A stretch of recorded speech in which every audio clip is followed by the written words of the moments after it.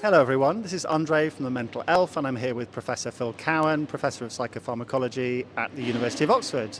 You did a talk all about the serotonin hypothesis of depression, which is something that a lot of people have heard about, Yes. but not necessarily everyone really understands. So what is it? When was that first put forward? It was first put forward by a UK psychiatrist, Alec Coppen, in 1967.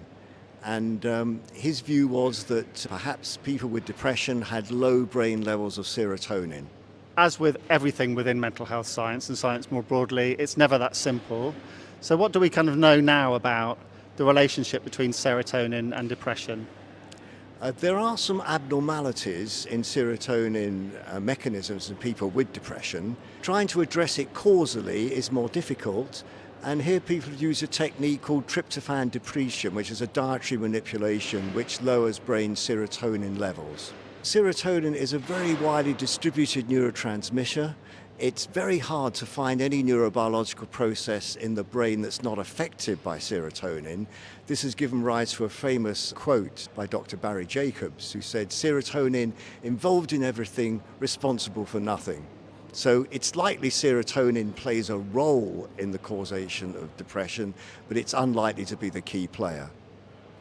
And tell us a little bit about where that leaves us now currently in terms of our understanding. So I mentioned the technique of tryptophan depletion.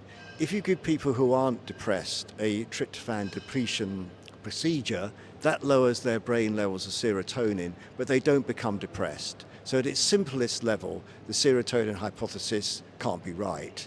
However, if you take people at risk of depression by having various risk factors, such as a history of previous depression, when you give them tryptophan depletion, they can become depressed. So it looks as though serotonin levels are important in the causation of depression in people who have other vulnerabilities to the illness.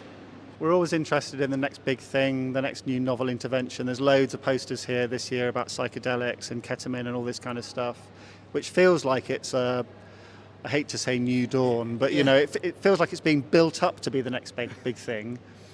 What do you think about that? Is it really, or are we kind of blowing it up bigger than it actually is going to be? I think it's not clear yet. Psychedelic drugs certainly help some people.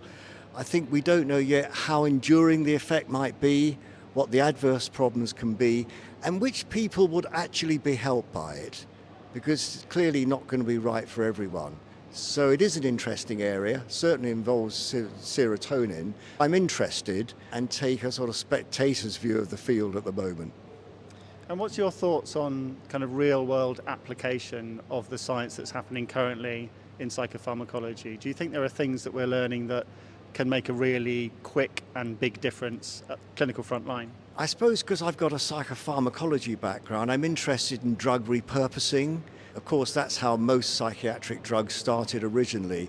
And I think there are lots of drugs out there that might have very important psychotropic effects, which are licensed for other uses. There was a very interesting talk on the possible role of 5-HT4 receptor drugs, for example, which currently are licensed for constipation.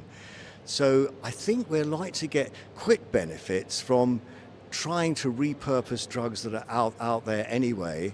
And I suppose ketamine is another good example of that something's been around for a while, is found to have very interesting and potentially useful effects in people with serious depression.